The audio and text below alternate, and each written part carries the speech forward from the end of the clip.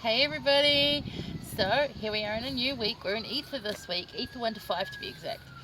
And as you can see, I'm actually in the Rose Gardens in here in the Hamilton Gardens. Part of the Hamilton Gardens, it's a whole different gate than the other gardens we're in. This place is huge, by the way. Sirens you can hear in the background, not a good sign. But anyway, plenty of roses. And I'll pick you up and give you a quick panorama. They finally came out. It's got to be like hot enough, and over this last week they all just went boom into bloom. So I'm going to go around and take some photos of them. The colour of those pinky peachy ones right in front of us there is stunning. I don't know that the camera will quite do it justice. It's one of those things you just kind of got to be there. But anyway, Ether 1 to 5, I'm going to sit on this lovely comfy bench because the grass is wet and I don't want to get wet. So hopefully it's not going to rain to this week. Okay, sorry, number 1.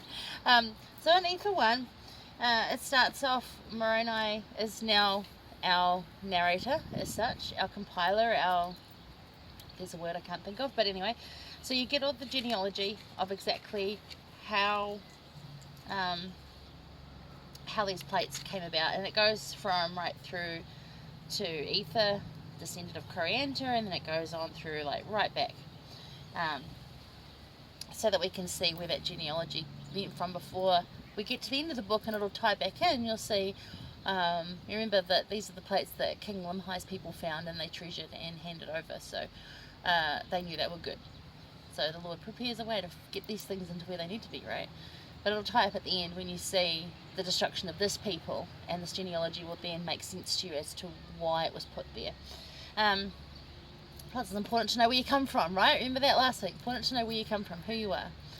We're going to go into verse 38, which says, And it came to pass that Jared spake again unto his brother, saying, Go and inquire of the Lord whether he will drive us out of the land. And if he will drive us out of the land, cry unto him whither we shall go. And who knoweth but the Lord will carry us forth into a land which is choice above all the earth.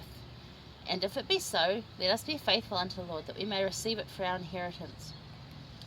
Now, this is when the Tower of Babel, if you're not familiar with the story, this is when the Tower of Babel was happening, and Jared could see that it was going to get bad pretty quick, and that people's language was being confounded. So he said to his brother earlier on, he said, look, please, can you pray to the Lord? I recognize that you've got this relationship that's amazing with Heavenly Father, with the Lord.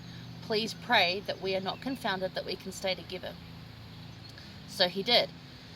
And so they were not confounded. But then he's like, actually, I think we're going to be driven out of this land. I think this is going to be a big split and everyone's going to move because of the arguing that's going on. So he's like, we want to stay together. So please pray unto the Lord for this. So I just want to cover this prayer thing because previous posts this year and through my lessons this year to Institute, I've been talking about how prayer and our relationship with Heavenly Father, you need to have continued open, honest conversations. Ask the hard stuff. Ask for the best. It's okay. Don't limit your blessings because you're asking for less, or you're just asking for, sort of like, I don't want to bother him too much, or, expect the miracles. People set their goals so low. It's like, yes, have lofty goals. Realize you might not make them. I mean, I've made goals that I'm never going to make, like fitting into a size 10. Well, never going to happen. But yet I've still got a goal to be healthy as much as I can be. And I'm not setting it lower. I'm aiming for high, knowing that I'll probably never get there. But I'm going to keep asking, not for the ridiculous, but have faith that there's better. And you know that this year I've been praying for better miracles, just this last month or so. And they really have been happening, have been feeling them. It's pretty cool. But yeah, don't limit yourself by asking for less. Ask for the big stuff. You might not get it, but ask anyway. It doesn't hurt to ask. And have those conversations with Heavenly Father. Have them with Jesus Christ. Have that open relationship discussion. It's so empowering and so helpful to you. Our quote for this one is from President Russell M. Nelson. And somehow this week I ended up with 3 quotes from Elder Bednar, so we're going to be hearing a lot from him, but maybe this is just a theme he likes. But anyway, this one's from President Nelson, and he said, Put yourself in a position to begin having experiences with Him, God. Humble yourself. Ask him to tell you if he really is there, if he knows you. Ask him how he feels about you, and then listen. And that's the important part, listen. Because you'll feel it. And I'm kind of feeling it right now in this beauty. I mean, this is gorgeous, right? And so quiet because all the kids are in school and most people are at work. So yay me. Okay. Well, that's number one. I'm going to stay here and do the rest of them because I'm going to sort of swivel you around a bit. It's pretty cool. I like it here. Nice and quiet. There's a couple of tourists, and I say tourists lightly because I know they're not from overseas.